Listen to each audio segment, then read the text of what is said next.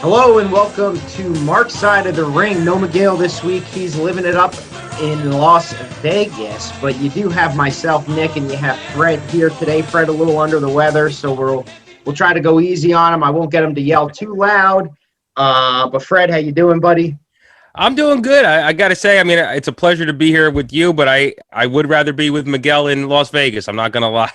I got to be honest, Fred. It's I like the background every week that I'm on, and I like talking to you. But I'd rather be in Vegas as well. Yeah, I think we could both say that we would much rather be in Vegas right now. But yeah, missing Miguel, but hope he's having a great time and got a lot to talk about today for sure. Yeah, I was going to say it's going to be a slow episode. Not a lot in the news. Yeah, not a big news week at all. A few days ago, we were talking about, possible things to talk about. We were going to talk about AEW, the pay-per-view, and we were going to talk about, maybe Mark Henry coming back. We were going to talk about if it was distasteful for, Jericho and crew to be ascending down from the stadium, about a year anniversary from the Owen Hart situation. Yeah. We were going to talk about a lot of stuff, but something happened in the news recently that's a little bit more important. So without further ado, Miguel's not here. So when the cat's away, the mice will play. So let's cracking one open. There you go. I would be right with you too. Normally, you know that, but I got tea instead. How far? There you go. You got the Ultimate Warrior mug. So that's cool. That's right. There you go. So to recap 2021 as a whole in terms of releases, and if you've lived under a rock or maybe you're in Las Vegas with Miguel and you haven't checked out the news lately, we've got 6 more releases in the WWE family. And just to recap, in 2021, we've seen a bunch of releases already. So, yeah, Tom Phillips, Adnan Virk, who, thank God. And Fred, some of these people I don't know. So if I say their name wrong, let me know. But you got Drake Wuritz, who is a referee, apparently. You have Jake Clemens, who's a referee. Yeah. Josiah Williams. Any know who that is? It doesn't give a recap on who he is. No, but you also have Andrade, you have Lars Sullivan, you have Kavita Devi from Disputed. You have I know who that guy is. Josiah Williams. There you go. He did some music stuff with them. Yep. Okay. So Jessamine Duke, Vanessa Bourne, Skylar Story, Ezra Judge, Alexander Wolf, Velveteen Dream. The names start to get a little bit bigger here. You have Mojo Rawley. You have Bo Dallas. You have Wesley Blake and Steve Cutler. You have Kalisto, Tucker, and now the names get a little bit bigger. You got Chelsea Green. You got Mickey James. You got the Iconics, who we went on, in a previous show and talked about in terms of them getting released and how pissed we were about it. Samoa Joe, you, me, and freaking... Still don't. Guy from Moose, Mark Malusis. Sorry, Jesus, I had a name blank reading off all these names. You, me, and Mark Malusis discussed, Samoa Joe and where he would go. Yeah. You have now the 6 newest names released by the WWE. You have Santana Garrett, who I don't know a lot about. I know she's an NXT girl, so I'm sure you know, Fred. But you got Buddy Murphy, most notably known, for the whole Rey Mysterio, working alongside Seth Rollins when he was doing like the Lord and Savior gimmick. And then kind of getting involved with the Liam Mysterio. Yeah. You also have Ruby Riot. You have Lana. You have Alistair Black. And you have Braun Strowman, who's probably one of the biggest names. And truth be told, I've complained about Braun Strowman for a while now. I don't think he's a great wrestler. But that being said, about 2 or 3 years ago, the guy was super over. I mean, I don't like to get these. There was nobody hotter than Strowman in 17. He was so hot, and they just, mismanaged. In my opinion, we'll get your opinion on it. But the biggest name by far, won the Universal title at WrestleMania 36. And some of you guys at home are saying, yeah, but he wasn't supposed to be in the match. It was supposed to be Roman, pandemic, blah, blah, blah. Whatever the case may be, the man won the Universal title. He's also a former Intercontinental champion. He's a former tag team champion with Nicholas. He's a former, what else has he done? He's won the Andre the Giant Memorial Battle Royal. He's won the greatest Royal Rumble ever. Right. He was the winner of. And let's not forget that although I kind of poo-pooed the match, having a WrestleMania match against Shane McMahon is not a small thing. And he had the Right. WrestleMania match at 37. Yeah. I mean, if you were to say then that he'd be gone in 2 months, I'd say you're absolutely insane. He was You know, just in the main event. That name Triple threat. shocked me. All the other releases surprised me. That one shocked me. I think that, and we'll get into reasons why and everything like that, but I don't necessarily want to just spend some time talking about, the releases overall, because we kind of get it, right? We know what's going on. We know about the releases. What I wanted to talk about was, and I know you're a big time WWE fan, so, CM Punk made some comments recently about the releases, and I wanted to kind of start there because I gotta be honest, and I hate to say like I'm tagging up with what CM Punk was saying, but I think what CM Punk's quote was, and he mentioned it on the 2nd of June at 4:40 in a tweet. But one guy kind of posted, John Squires is his name. If you want to follow him at Freddie in space. One thing that has consistently bummed me out about WWE in recent years is that there's been a wealth of incredible talent in that company, but they rarely seem to really know what to do with any of it. This latest wave of releases is a truly stunning reflection of that issue. Here's what CM Punk had to say in response to that. It's like a movie with a blockbuster budget and cast. But if it's written by creatively bankrupt nincompoops, specifically for an audience of one, in a language nobody understands anymore, it's trash. But people watch it because they like movies. I guess my question to you, Fred, is fair, unfair? Are you just a fan of movies? Is that why you watch the WWE? Or do you think that, there's some truth to what he's saying? I think somewhat it is fair. I don't think entirely fair. I think that there are things that WWE puts out that is fantastic. We talk about it all the time, but the difference between Raw and SmackDown, night and day. And I enjoy thoroughly watching SmackDown. I don't just watch it to watch it. I will admit that Monday Night Raw, a lot of times, I'll just watch it because that's what I do. I haven't been entirely enthralled with the product on Monday nights for quite some time. There are segments here and there that do entertain me, but I watch it because I watch it, kind of thing, right? But that's not to say that that's across the board. Yeah. Now, we're going to get into some of the releases later on, but you have to understand that, bad booking can contribute to some of these guys getting released. But a guy like Braun Strowman, I don't think was released because they didn't have anything for him. His was money-based. So, not everybody was released for the same reasons. That's not to say, though, that if he was booked better, he maybe would have still not been released, because if they had more value in him, they wouldn't have cut him to save money. So, I mean, but I agree partly with what Punk says, but not entirely. I think with these 6 people, and I'm gonna leave off, just for the sake of conversation, I'm gonna leave off Santana Garrett, because nothing against her. She seems like she's a tremendous talent, but nobody really, I mean, if you're just a pure WWE fan, not NXT, you really don't know a lot about her. The other 5. And she really wasn't on NXT much. Oh, she wasn't?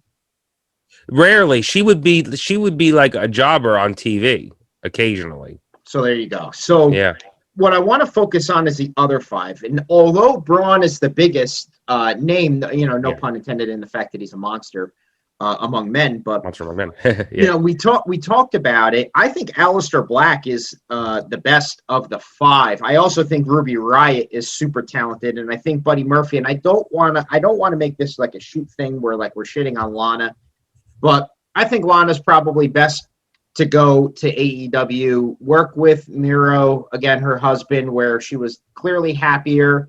I'm happy for her because I think that she probably is happier now, because she will be able to go with Miro and work with him in AEW. And the AEW group, and this is just a perception, we're not behind the scenes by any stretch of the imagination, but it seems like it's more of a cohesive unit than the WWE, where it's kind of filtered through one man, down to 2 or 3, then down to the rest. So it does seem like it's more of a group effort. So I think that she'll fit in perfectly there. But Alistair Black and Ruby Riot are the head scratchers to me, because Ruby Riot, super talented, although really, whether it be the name or whatever the case may be, maybe just bad booking. I don't know. I don't know if she could have really ascended any further with the women that they have there, the 4 big ones. But Alistair Black's super talented. I didn't really quite get the whole gimmick when he first came in with the crypt and everything. Kind of had some Gangrel vibes to me. I think he would have been super over in the Attitude Era with that shit. But, Alistair Black, super talented once the bell rang. And I think he's going to AEW, and I think he's going to be huge in AEW. And I know you're not a huge AEW fan. Do you have a hope for where these guys land? Is there some feuds you'd like to see down the line or anything like that? Yeah, I mean, I'm just glad that they have an option to go to work. Years ago, that wouldn't have been the case. Maybe TNA, but that was what it was. To go there, yeah. Right. So I'm happy that AEW is an option. That doesn't mean that they're going to want to sign all of them, nor should they. They shouldn't sign everybody, but a guy like Alistair Black, certainly. Ruby Riot, certainly. Lana makes sense. To be honest, there was nothing better for neither Rusev or Lana than when they were together. Together, them as a package worked greatly. Obviously Rusev did better without her than she did without him. But together, they're amazing. So I would love to see her come back and be with him. I think she could wrestle, sure. I know she's worked extremely hard wrestling, stuff that people don't even can imagine, all the training she's done with Natalya and all that, but I think she's better suited in a managerial role, and there's nothing wrong with that. So I would love to see her put back with Rusev. Alistair Black, my God, him in AEW would be something. The amount of dream matches you could have there is endless. Yeah. With that being said, he's somebody that I'd like to see hopefully back in WWE down the road. A guy like Braun Strowman, I think we will see him back in WWE down the road, and sooner than later. I don't think we're going to see Braun Strowman somewhere else. I think we're going to see him back in WWE. But for a lot less money, but I think Alistair Black and Ruby, as far as a wrestling standpoint is concerned, are probably the 2 best pickups that the AEW can get. If that's somewhere that they even want to go, I can't see neither one of them not going if an offer was given. But who knows? And it is very interesting that the non-compete clause, the 90-day non-compete clause that they will have, will expire on the 2nd of September, only a couple days before All Out. So that leaves a lot of options on the table.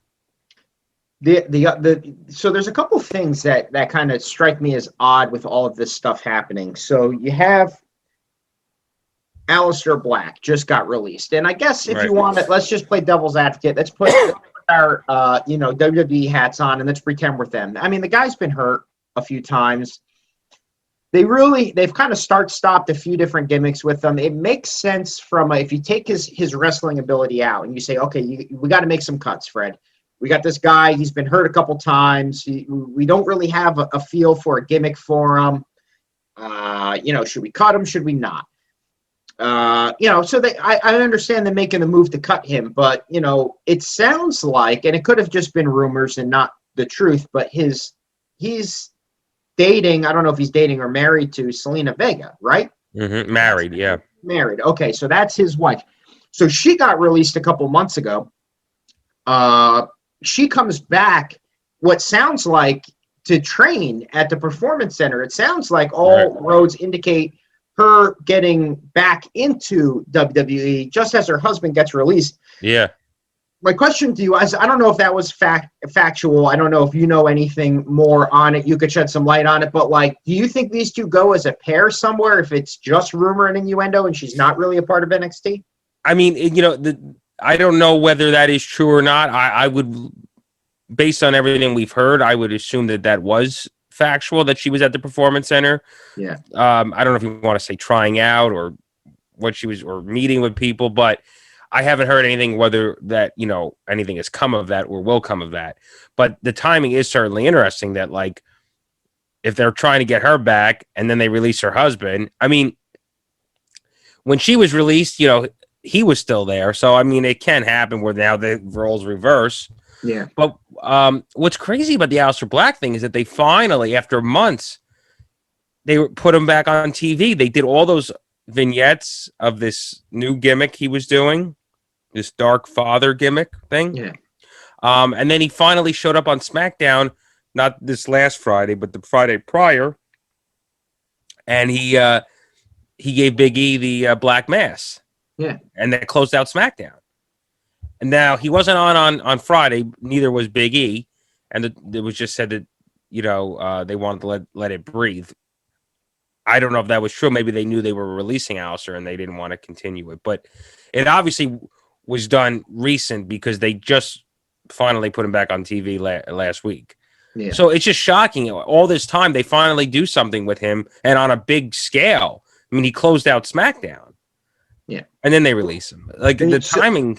Yeah, well, I wanted to get into the timing. So I'm just asking this out loud. I don't expect you to know the answer unless, maybe you do undercover work for WWE and you do know the answer. But how does a company get this guy? So you're spending money on promos, you're spending money on vignettes, you just have him close out a SmackDown.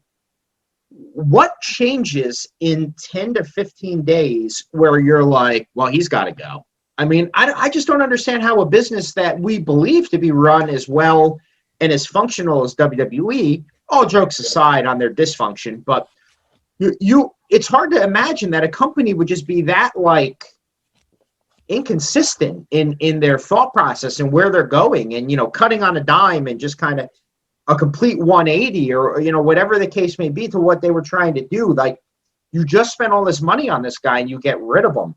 Right. Lana was in a WrestleMania tag team match, gone.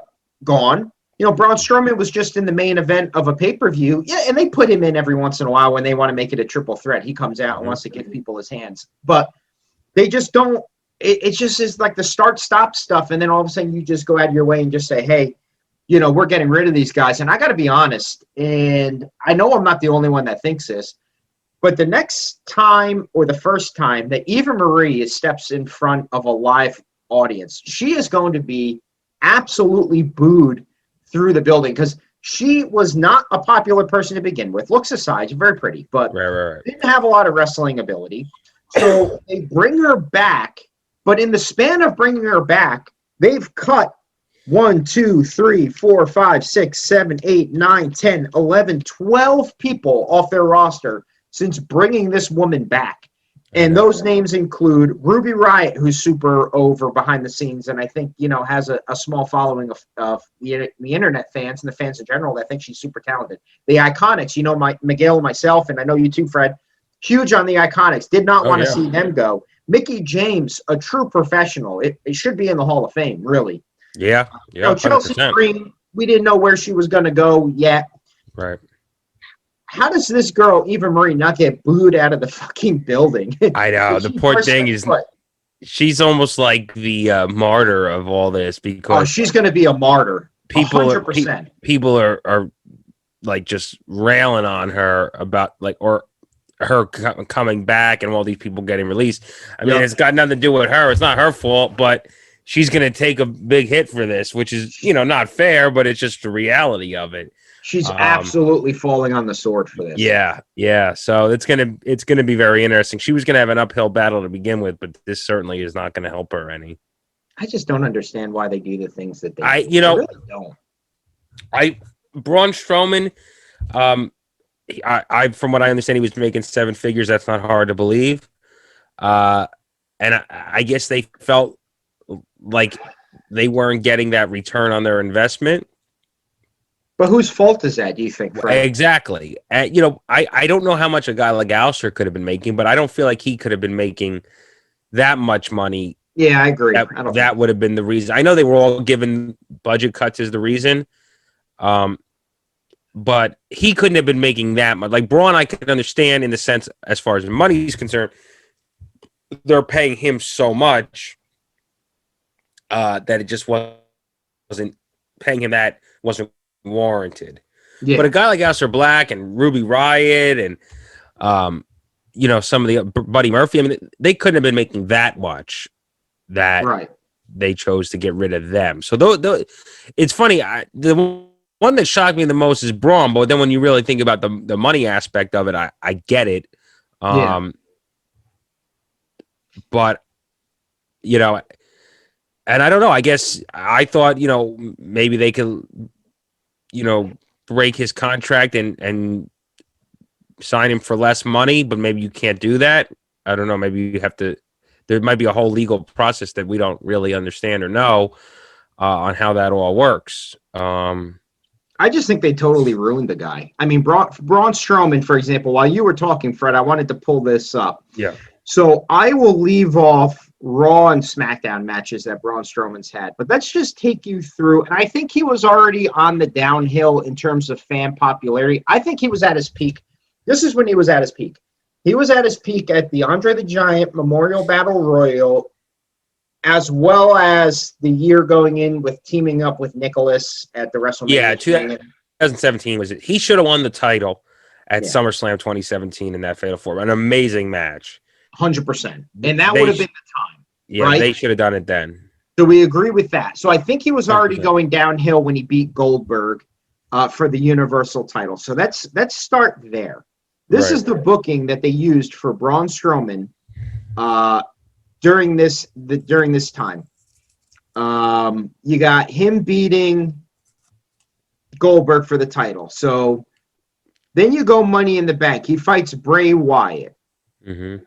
It was just the normal Bray Wyatt. Right. So I don't necessarily know if that's the best way to go. I understand the backstory, but then you go to the next pay-per-view.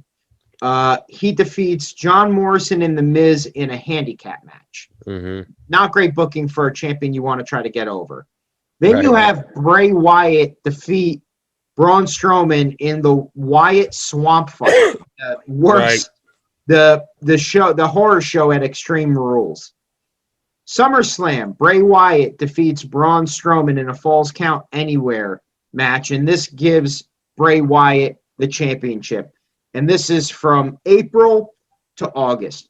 So look at what they set him up with post-championship. Like, can the guy get a fight against Randy Orton or get a fight against, Bobby Lashley, or get a fight against anybody that is with any kind of believability whatsoever, or just make the guy a monster heel? And I think he would have been fine there, too. They kind of tied him into a little bit of Big Show-ish, where it's like, is he a good guy this week? I honestly don't know if Braun Strowman is supposed to be a good guy or a bad guy right now.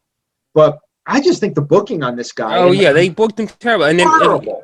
After that, after he lost the title to Bray, and then Bray lost it the next week when they did that payback where Roman won.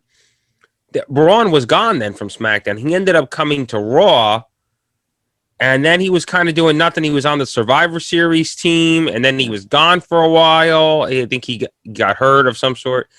And then he ended up in that angle with Shane, which was what it was. I mean, it was a big match at least, but it was what it was. It was a big match with a cool spot. Wasn't one of the ones I was looking forward to most, but right. And then he ended up in the title spot. Being there live, you enjoyed it, right? Oh yeah.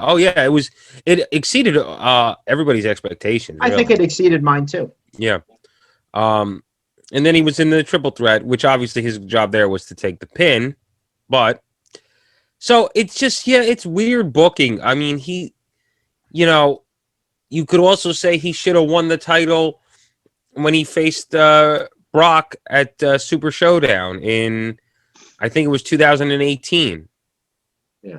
Or whatever, Crown Jewel, whatever that particular one was. They had the one-on-one match after Roman had to relinquish it when he had cancer. Yeah. And it just doesn't make sense. It just doesn't make sense. They You know, just didn't do the guy well at all. I can understand long-term booking and like, no, not yet. But then it's like, sometimes it's just too late. And I think when he won the Universal title at WrestleMania last year, I mean, it was what it was, the whole situation anyway, between it not originally going to be him and being in the Performance Center and all. But even regardless,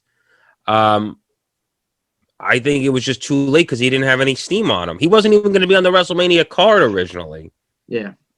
So now a guy can have bad booking and come back from it, but it's very hard. And you have to get momentum behind you before you get back up to that level. He didn't have the momentum then. Here's and wins and losses don't matter that much, but I'm just kind of fishing through this. You got a guy who's a legitimate monster. He's won 205 non-pay-per-view matches. Right. And he lost 124. So a great win percentage in non-pay-per-view matches. Then you get to the pay-per-view matches. 24 wins, 26 losses. When you have a guy that big, yeah, he can't have a losing record. And I understand wins and losses don't matter. It's booking, it's scripted. Well, you know what? They do to a point. They matter in the sense that it puts me, like me, the casual fan. You tune in every week. I respect that. Mm-hmm. I'm more of the casual fan at this point in my life. But when Braun Strowman comes on the television, I don't want to watch. And the guy's in tremendous shape, the best he's ever been in. If he was a destructive monster and stayed on that course, I would at least be intrigued to see, what's going on. But bad booking, losses at critical moments in his career, I think completely ruined Braun Strowman. And I would love for him to go to another avenue, whether it be, AEW, wherever the case may be. But I would love to see him go somewhere else. I know you think he's going back to WWE. Under my head, I think he wrestles for WWE again before he wrestles anywhere else as well. So I agree with you there. But, man, I would love to see him in AEW, feuding with some of the guys they have there and just building a character and getting those minds, not filtered through one mind like CM Punk, an audience of one, said earlier, but having Cody Rhodes throw some input in, having the Big Show, Mark Henry, Jericho, everybody that they have there, throwing in some ideas and getting this guy over, because I think this guy can reinvent himself. We know that Alistair Black and Ruby Riot are going to go over wherever they go because their talent exceeds. Cream rises to the crop. Yeah. Goofy storylines. That's all right. Yeah. Lana, we talked about already. It's a shame that Lana, what she will be remembered with in WWE is the whole whatever the hell that was with Rusev, and I know you know where I'm going with this. What a bizarre. Thank God Bobby Lashley came back from that. You talk about coming back from bad booking. Yeah, really. Shit. Well, I think when you look back at these five guys, are they big in names? Yes, but are they big in terms of what WWE did with them and everything? Outside of Braun Strowman, the answer is no. Mm-hmm. And I think that you can make the argument, a very good one, which we've made already here on the show, that they misused him and ruined him. And I hope that he can go somewhere else and kind of be successful. But I wanted to talk to you about the reasons why they're doing this. And the biggest rumor right now is gearing up for a potential sale. And we know that NBC owns, they have the Peacock network and they own the WWE network. I sent you a tweet earlier while I'm pulling it up. Give me a percentage right now. 100% no doubt it's going to happen sometime to 0% never going to happen. What percentage would you give the fact that you think there even could be a sale of WWE? I will say this, more this week than last week. I never really thought they would do it. I got to go 50-50 at this point. I'm going to go, I was debating 50-50 or 60-40 non. The terms would have to be ideal and right. I don't see them selling and giving up control of anything. God, that would just be a disaster. I It's a hard question. it's hard, you know, and I don't want it to happen. I don't either. So- They've already ruined the network to me. I mean, cutting things out, not letting certain things on. I'm all about them making huge amounts of money, right? Like, Yeah, good for the them. Peacock things, like the interface sucks, but I think that's awesome that they got $1 billion for it, right? For 5 years. You know, the TV deals, all this, whatever. But the thing about WWE and what makes it different than anybody is that it's family owned and operated still, even though it's a public company, and even though they got board of directors, and even though they have, you know, all these different executives, and Nick Khan is the president and all that. At the end of the day, Vince McMahon is still the head honcho, right? Yeah. And he's got his people directly under him that are still in charge of the company, basically. Once that's gone, that passion is gone.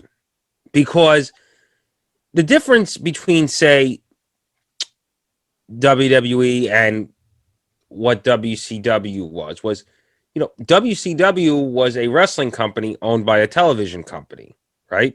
Well, that would be what would happen if this was the case. There's not, if NBC were to buy WWE to them would just be, yeah, they wanted to make money. You don't want your business to fail. You're going to, you know, be enthusiastic to make money, but it's just going to be a division of NBC Universal, right? Exactly. Yep. WWE is Vince McMahon's life, his world. Everything about him revolves around this. This is his baby. So you're obviously going to nurture that and you know, do everything you can to make it as successful as you can. I'm not going to say that NBC Universal wouldn't do that, or whoever would buy them would do that they're just going to let it fail. I'm not saying that, but I don't think you could have that passion when it's not something you created and it's not your only thing. Yeah. Right? Even when Vince is gone, you know, it's still family between Stephanie and Triple H. You know, the executive producer, Kevin Dunn, has been there for 30 years, 30 something, close to 40 probably. You know, Nick Khan is new, and he's obviously making some of these crazy changes. But, you know, presidents have come and gone out of the company. So it's still family owned and operated. I don't know. I can't see Vince giving it up. I know Vince has always had the always when it's been asked to him for years, his comment or his answer was always, you know, we're open for business. Yeah. Kind of like doesn't really, you know, gives a very vague answer. So let me paint this picture for you. So Ethan Kramer tweeted about 23 hours ago, if WWE was to ever sell, I believe it would be a deal that would allow Triple H, Stephanie, and Vince to run the operation, kind of like a Dana White role in UFC.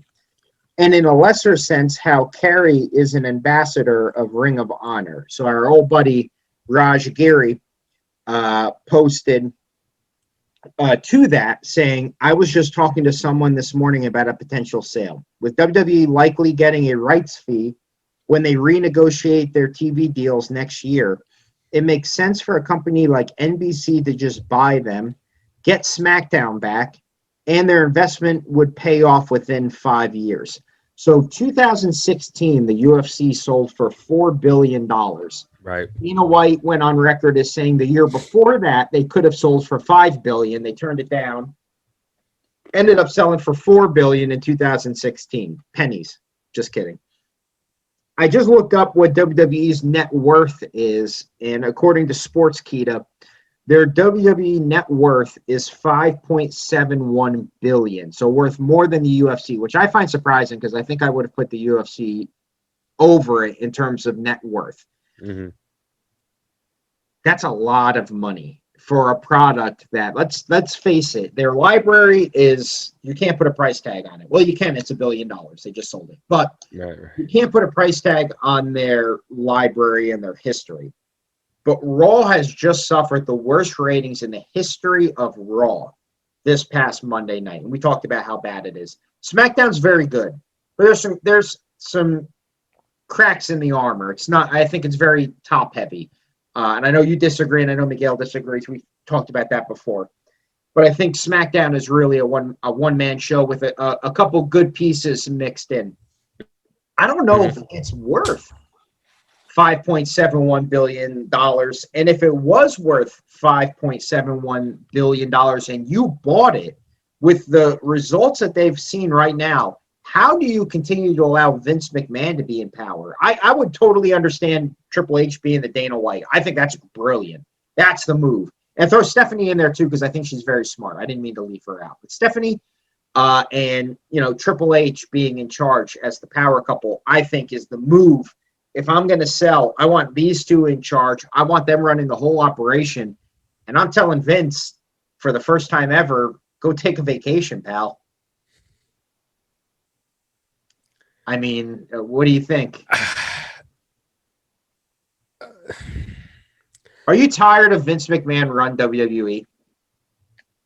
No. Really? He's Vince. I love him. I'm not saying be tired of Vince. Vince is the most influential person not related to me in my entire life. Yeah. I mean, my life revolved around professional wrestling from the ages of 5 to, I mean, even now doing a podcast talking about it, although I don't watch as much, still involved. Mm-hmm. I'm just tired of the same old stuff. I mean, I don't know how much really, I know it's his company and it sounds odd, but how much of that actually falls on him. Well, if you listen to the podcasts of the shoe podcast that Jericho has with these guys after they get released, yeah, it does seem like Vince has final say on everything. He does have final say on everything. I think the WWE just got to a point where there were too many hands in the cookie jar, and communication gets lost a lot. I think. I don't know how you scale that back. It's almost like when you've gone that far, how do you pull that back? I don't know how you do that. Hard question. Again, does taking Vince McMahon out of the equation all of a sudden make it better? I mean, he's the reason that they got there, right? But even you would agree or understand that you reach a point where it just can't be the same old stuff. You could be out of touch. This is the same stuff that CM Punk was at in 2012. Yeah, I agree with that. I think so. I think I would say that Triple H has his pulse on the audience more than Vince does, for sure. You think it's because he's an actual professional wrestler who has been in a ring to get people to either cheer or boo the things? I think that helps. I do. Younger, why is he so much better at this? I think that helps. I think, well, maybe being younger, sure, definitely. I mean, that's just life. But I think him being a wrestler also does, he knows what, I mean, Vince knows the business, even though he's not technically a wrestler. I mean, he knows, everything about the business. But, Triple H has been there, done that, right? So, I just think Triple H right now has a better pulse. I'm not saying 20 years ago, hell, even 10 years ago that he did. But the more that he's in that role and he gets, adjusted to being on that corporate side, and now he's able to mold his wrestling knowledge with his corporate knowledge, I mean, he's going to be a powerhouse. Now, with that being said, and I think Triple H would agree, Raw and SmackDown can't be NXT. Yeah, everybody says, well, look at NXT. Yeah, Triple H is going to do great. Look at NXT. Yeah, and true, NXT is great, and I love NXT. And for the wrestling fan that's on the internet and this and that, and it's everything. But Raw and SmackDown have to be different, right? They have to be more mainstream, more poppy, kind of. And Triple H has even said that, that NXT is like the underground. They're like the punk rock of WWE. You know what I mean? Yeah. So he gets that too. So, but what I'm saying is if Triple H takes over, it doesn't mean we're going to get NXT type stuff on Raw and SmackDown, nor should we. That's what makes NXT special. But I do think maybe we will get more contemporary storylines. I think maybe, better booking. If they would ever go back, if Triple H was in charge, to the unscripted promos and letting them just grab a mic and go. No, and I don't think I like guys that get bullet points. I don't like scripted promos, but there are some promos that were done without being scripted years ago. If you go and watch that, were absolutely terrible. The guys are rambling, and you could just tell they have no idea what the hell they're talking about. So, totally unscripted, I don't think is a good idea either. I think you need to have a balance. I think it needs to be, and it has to be a guy that's comfortable with it, right? If you send a guy out there that has no idea what the hell he's doing, is green as grass, he needs a scripted promo. Now, if you have a guy like,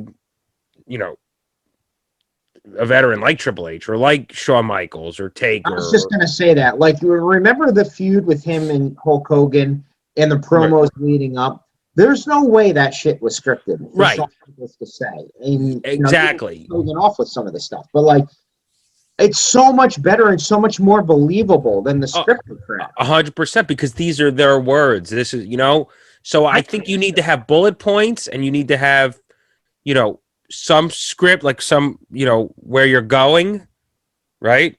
Yeah. But, yeah. Now, they've been doing that in NXT, and I think they've implemented a little bit on the main roster. They've taken a little bit of the tightness away. Yeah. Of the scripted promos. The problem is some guys aren't comfortable with it, and they need to get comfortable with it, to make it work. So, I mean, if they can't do it and they're just gonna and the entire thing, right? Then yeah, I get it. Like, yeah, give them a little more, train them. But I could see Triple H giving a little more rope. I could. That'd be one of the first things I would do if I took over. That'd be. I would too, within reason. Again, like I said. Not completely unscripted, but very lightly scripted. You know what I mean? Because that's when you get the best stuff, when it's off the cuff. I agree. Anything else on this, or are you? Is the Sudafed starting to kick in? I wish it was. No, it's just I from what I understand, there may be more releases coming, and I hope that's not true.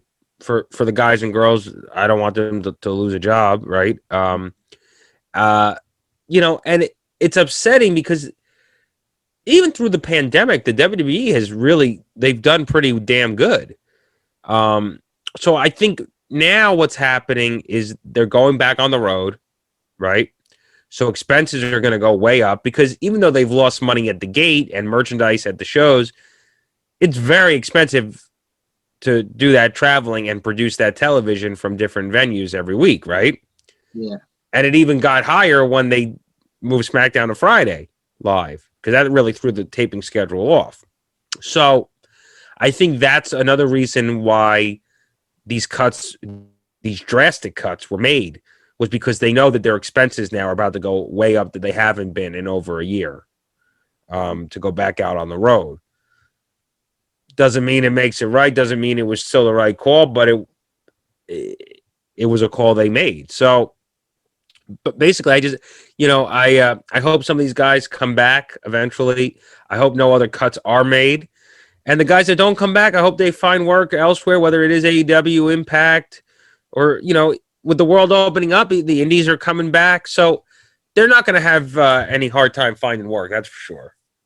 We'll close with this, which I find kind of comical. So, Lana, who I guess real name is CJ Perry, right, tweeted out 3 hours ago, "I'd like to choose today, for no reason, to congratulate my husband, Miro, on becoming AEW TNT champion," which is a little funny. She obviously couldn't mention it. She worked for WWE. Right. Oh, wow, yeah. Miro just tweeted in response to that an hour ago, "I was going to say it was a little weird you never mention it. I wear the title to bed," which that's great. I love Rusev. I was bummed when he got released. He was he's another one they missed the boat on. Nobody was hotter than him in 2017, 2018. Shouldn't have lost to Cena. No. Could have beat him with the tank and everything. And he still came back from all that. Yeah. The Rusev Day thing happened like 2 years after that, 3 years after that. So at that point, they didn't want him to get over. no, You know what I mean? it's a shame. It is, but when you have a tremendous amount of talent, you can only do so much with what you have. And I don't want to WWE. That's true too. Big mismanagement, but they have a ton of people. It's hard to get everybody on the show. It is, and we didn't touch on that, but that's a whole nother thing too. Is when you have so much talent, and let's not forget the last couple of years they were signing everybody and keeping everybody because of AEW. Yeah. Now their mentality has changed. Yeah. Well, hey. Hopefully we did it justice without Miguel being here. Hopefully Miguel's winning millions of dollars, but it was fun. Millions of dollars, millions. Oh yeah, we could have. Yeah. God, I'm going to edit that out. No, I'm just kidding. Please do. But thanks, guys, for tuning in. We appreciate you tuning in every single week. We got TruExact Radio is where we show our shows on YouTube. You can check them on iTunes. TruExact in general is doing a lot of great things. A couple new videos popping out, that TruExact is doing. They also have a whole Shark Week show with a bunch of different guests that they have. I think they're filming right now, actually, as we speak, some guests. Sharp Bets and Fantasy Sets is coming in every Tuesday, getting closer to football season. We'll be on every Tuesday right now. We're kind of hitting sporadic. We don't want to just put bets in for the sake of putting bets in. We want to win you guys some money. So lots to come on the TruExact Radio Network. But for right now, Nick, Fred, thanks for tuning in, and we'll see you soon. See you next time.